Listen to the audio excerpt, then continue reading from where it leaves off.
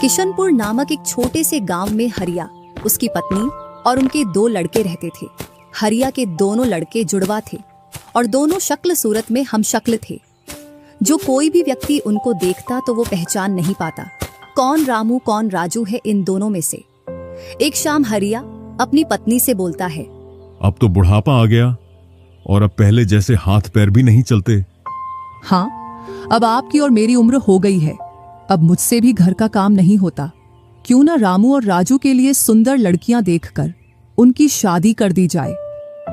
हाँ भाग्यवान, तू बोल तो सही रही है, लेकिन मुझे रामू की फिक्र है क्योंकि उसे काम में आलस आता है और वह कैसे अपना गुजारा कर पाएगा। बातें करते करते दोनों सो जाते हैं।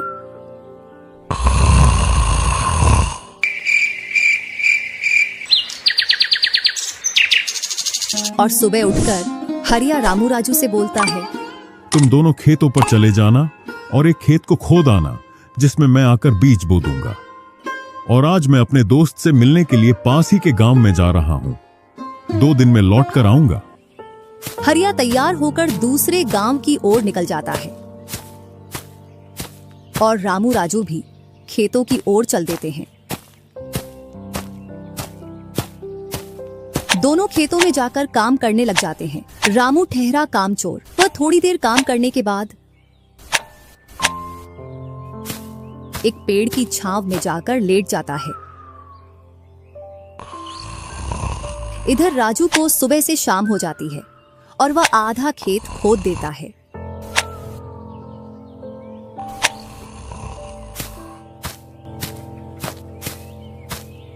और हरिया भी अपने दोस्त के पास पहुंच जाता है। अरे भाई हरिया, कैसे आना हुआ? तुझसे मिलने की इच्छा हुई तो मिलने आ गया। चल अच्छा है, पहले भोजन करते हैं, इसके बाद गप्पे लड़ाएंगे। दोनों साथ में भोजन करते हैं। हाँ भाई हरिया, सुना सब कुशल मंगल? हाँ भाई, सब कुछ कुशल मंगल है। अब तो तेरे दोनों लड़के शादी के लायक हो गए होंगे। हाँ, दोनों शादी के लायक हो गए हैं और खासकर मैं तेरे पास इसीलिए आया हूं कि कहीं दोनों लड़कों के लिए लड़कियां देख आऊं। वैसे अपनी भी 2 बेटी हैं और दोनों खूब होशियार और चंचल है। अब दोनों की भी उम्र शादी के लायक हो गई है। अगर तुझे कोई एतराज ना हो तो क्यों ना इस दोस्ती को रिश्तेदारी में बदल दी जाए। इतना सुन हरिया बड़ा खुश होता है। जब वह दोनों लड़कियों को देखता है तो दोनों बहुत ही सुंदर थीं।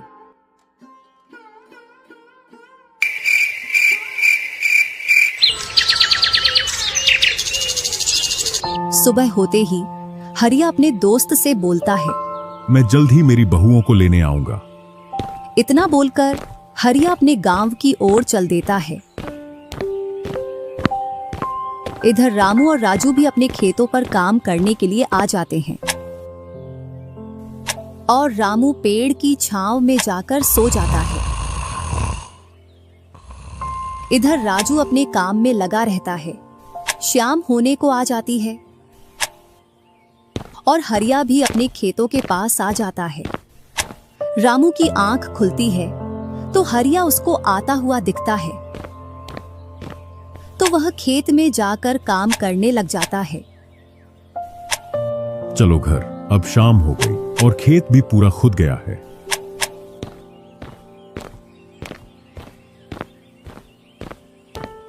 तीनों साथ में घर पहुंच जाते हैं। हरिया अपनी पत्नी और दोनों लड़कों को बताता है कि वह इन दोनों की सगाई पक्की कराया हूं।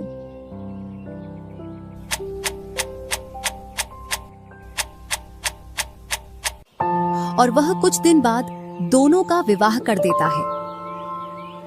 ऐसे ही कुछ वर्ष निकल जाते हैं।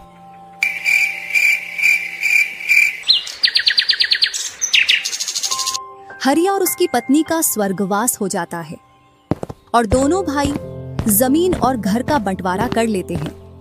रामू अपने आलसी पने की वजह से खेतों में काम करने नहीं जाता और दिन भर घर में ही पड़ा रहता। इधर राजू अपने खेतों में दिन रात मेहनत करता है, जिससे रामू और राजू की फसलों में अंतर स्पष्ट दिखाई देता है। एक दिन रामू राजू से बोलता है, तूने अच्छा खेत रख लिया और मुझे यह खराब खेत दे दिया जिससे तेरी फसल अच्छी हो रही है और मेरी फसल कमजोर। कोई ना, अगली फसल पर खेत बदल लेंगे।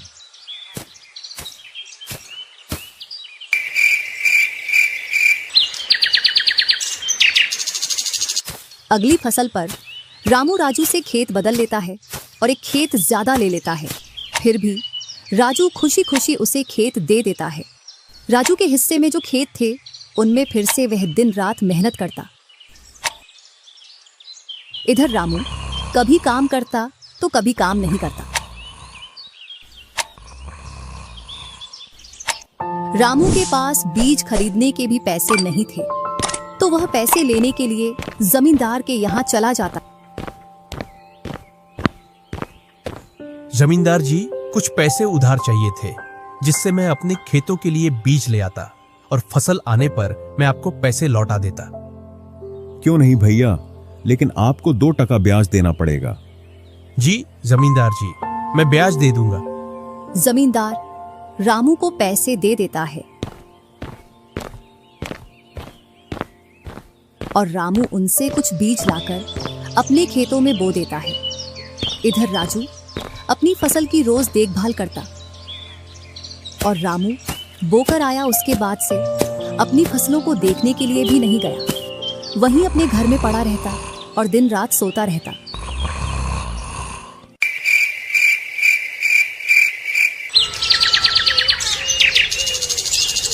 एक दिन जब फसल पकने का समय आया तो वह अपनी फसल देखने के लिए खेतों पर गया और फसल देखकर बोला, अरे इतनी कमजोर फसल! मैंने खेत बदल लिया, फिर भी लगता है मेरी ही किस्मत खराब है। जो भी जमीन में लेता हूँ उसमें अच्छी फसल होती ही नहीं है। ऐसे कहते हुए वह अपने घर आ जाता है और अपनी पत्नी से बोलता है, राजू की फसल तो अच्छी है, बस हमारी फसल ही कमजोर है। ऐसा कैसे हो सकता है? ऐसा तो होगा ही। दिन रात जो घर में पड़े रहते हो और खेतों में समय समय पर दवाई पानी नहीं दोगे तो फसल ऐसी कमजोर रहेगी। फिर बोलते हो किस्मत खराब है। किस्मत नहीं, मेहनत करनी पड़ती है। चल चल, मेरे को मत सिखा।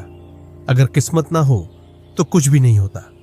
अगर मेहनत से कोई बड़ा बनता तो सबसे पहले गधा बड़ा बनता, क्योंकि उसके बराबर कोई मेहनत नहीं करता। और जो मजा जिंदगी में सोने में है वह मजा और किसी चीज में नहीं। बस इनको तो सुला दो, सोने के अलावा और कोई काम ही नहीं है।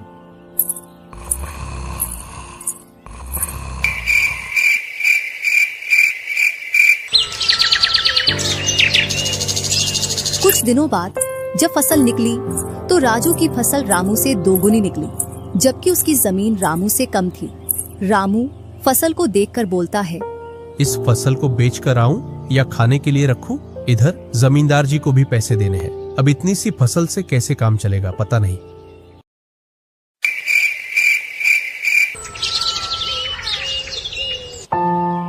एक दोपहर रामू सो रहा था, तभी उसका गेट किसी ने खटखटाया। पता नहीं कौन भरी दोपहर में नींद खराब करने के लिए आ गया। जैसे ही वह गेट खोलता है तो सामने जमींदार खड़ा दिखता है। क्या यह रामू का घर है? रामू ने सोचा, क्यों ना मैं इसे राजू के घर पहुंचा दूं। यह मुझे पहचान भी नहीं पाया। मैं तो राजू हूँ, वह वाला घर है रामू का। जमींदार सामने वाले घर पर जाकर गेट को खटखटाने लगता है। राजू गेट खोलता है और बोलता है, क्यों भाई, इतनी तेज गेट को क्यों खटखटा रहे हो? मैंने आपके रुपए लेकर खा लिए क्या? हाँ भैया रामू, तुमने मेरे जो पैसे लिए थे उन्हीं को लेने के लिए आया हूँ। तुमने बोला था फसल आने पर पैसा लौटा देंगे, जो तुमने अभी तक नहीं लौटाया। क्या जमींदार जी, आप भी दोपहर में नशा करके आ गए? मैंने कब आपसे पैसे उधार लिए? क्या तुम ही रामू हो? नहीं, मैं तो राजू हूँ। रामू तो सामने वाले घर में रहता है।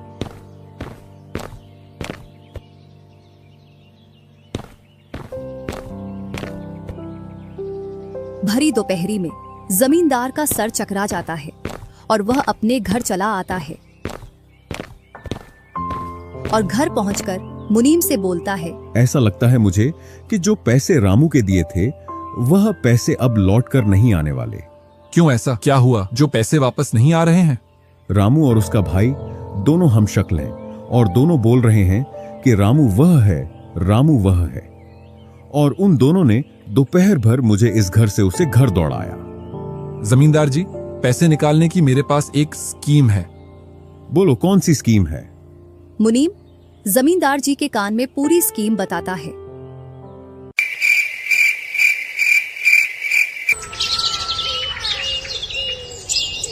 दूसरी सुबह जमींदार, मुनीम और दो आदमी जिनके हाथ में लाठी थी, चारों लोग रामू के घर की ओर चलते हैं। जैसे ही रामू के घर के पास पहुंचते हैं तो जमींदार और दोनों लोग थोड़ी दूर रुक जाते हैं। अरे रामू भैया, बाहर निकलो, मैं पास ही के गांव से आया हूँ। जरूर जमींदार होगा, मैं आज गेट खोलूंगा ही नहीं। मैं तुम्हारी ससुराल से आया हूँ। तुम्हारे ससुर साहब ने तुम्हारे लिए कुछ रुपए और कुछ आभूषण भेजे हैं, क्योंकि बुढ़ापे की वजह से उनसे यहाँ तक आने की नहीं बन पा रही थी, इस वजह से उन्होंने मुझे भेजा है। इतना सुन रामू के मन में लालच आ जाता है और वे फटाक से गेट खोल देता है। कहाँ है पैसे और धन? क्या तुम्हारा ही नाम रामू है? हाँ, मेरा ही नाम रामू है। कहाँ है धन? यही पास में रखा है, चलो दोनों उठा लाते हैं। वह मुनीम के साथ चल देता। थोड़ी दूर चलने के बाद मुनीम जमींदार जी को बुला लेता है। जमींदार और दोनों लोग रामू के पास आ जाते हैं। लाओ मेरे पैसे लौटाओ, ब्याज समेत। मैंने आपसे पैसे नहीं लिए। ये ऐसे नहीं मानेगा। अब तुम दोनों के हवाले करता हूं, तुम चाहे जैसे इससे पैसे निकालो।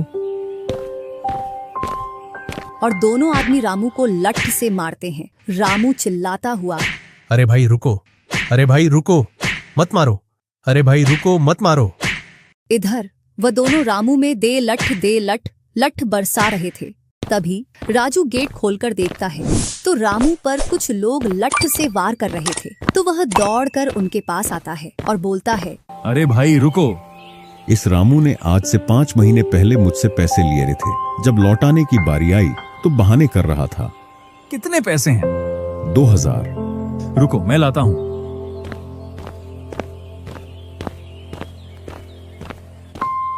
राजू रुपए लाकर जमींदार को देता है और जमींदार और उसके साथी वहां से चले जाते हैं। इधर रामू भी अपने घर में चला जाता है और राजू भी।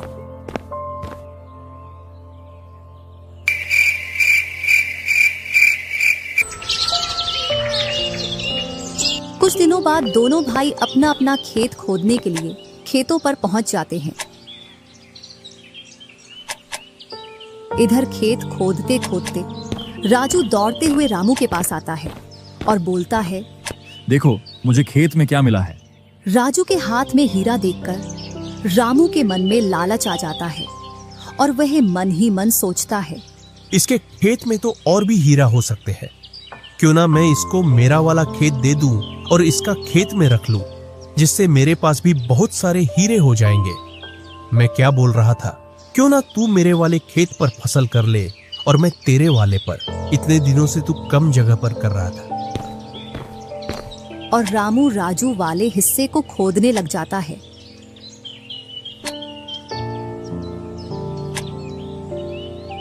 शाम तक पूरे खेत को खोद देता है, लेकिन उसे उसमें कुछ भी नहीं मिलता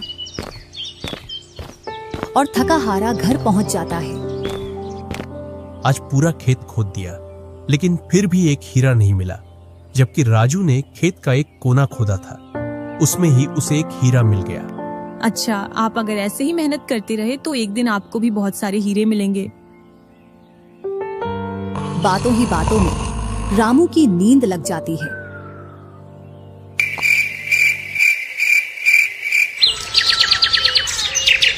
और जब सुबह होती है तब वह बोलता है, आज जैसी नींद मुझे कभी नहीं आई। हाँ, अगर तुम ऐसे ही मेहनत करते रहे तो आपको रोज ऐसी नींद आएगी। और रामू उसे वर्ष राजू की तरह अपने खेतों में मेहनत करता है और दोनों की फसलें बराबर निकलती हैं, जिससे रामू के चेहरे पर अलग ही चमक दिखती है। एक दिन चारों लोग साथ में बैठकर खाना खा रहे थे। क्या सच में उस दिन खेत में से हीरा निकला था? हाँ भैया, निकला था ना। जो आज आपके घर में उसकी वजह से कई सारे हीरे रखे हैं। इतने में ही रामू की पत्नी बोलती है, वह तो नकली था, आपसे काम करवाने के लिए। इसी प्रकार बातें करते करते चारों लोग अपने अपने घरों में जाकर सो जाते हैं।